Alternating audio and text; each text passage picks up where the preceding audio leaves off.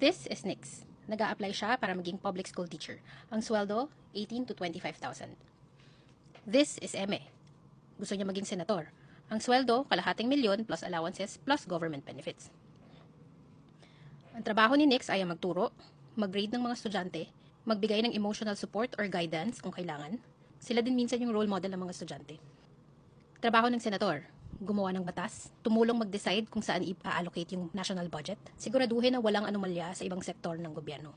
Kaya madami kayong nakikitang hearings. Ano yung qualifications para maging public school teacher? Kailangan mo ng PRC registration, teaching license, bachelor's degree, certifications na makukuha mo through several hours of training, NBI at barangay clearance, medical certificate, SALN. Anong qualifications para maging senator? Dapat marunong ka magbasa at sumulat. Pinanganak sa Pilipinas, at least 35 years old, registered voter. Nakikita niyo yung pinagkaiba ng qualifications ng parehong napaka-technical na trabaho. Yung responsibilidad para mag-evaluate at pumili ng government officials ay ipinasa sa ating mga Pilipino. Karamihan sa atin hindi alam kung sino nga ba yung pipiliin kasi parang lahat naman sila pare-pareho. Lahat sila ang daming pangako. So paano tayo mamimili?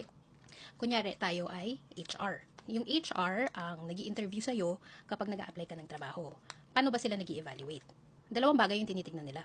Technical skills at culture fit. Technical skills ay yung background mo, experience, pinag-aralan mo, ikukumpara nila sa trabaho na gagampanan mo. Culture fit naman, titignan nila yung ugali mo, marunong ka ba makisama, i-evaluate nila yung ugali mo at titignan kung pasok ka sa hinahanap ng kumpanya. Bakit ito importante? Sa pagboto, kailangan nating isipin ang sarili natin, lalong-lalo na yung mga breadwinner ng pamilya. Isipin mo, kunyari, ang sweldo niya, 30,000. Mahigit kumulang 2,000 yung mapupunta sa gobyerno. Yan ang tinatawag na income tax. Mas mataas na sweldo, mas mataas na buwis. Sunod naman, value-added tax. Kunyari, ang budget nyo sa grocery ay 10,000. Mahigit 1,000 yung mapupunta sa gobyerno. Kung malakas ka uminom at magyosi, meron ding excise tax. Mapupunta din yan sa gobyerno. At kung ano-ano pa, bawat galaw natin may buwis. At lahat ng buwis napupunta sa gobyerno at sila yung nagdedesisyon kung paano siya gagastusin. Pag mamimili ng kandidato, ang isipin nyo po, Pilipino.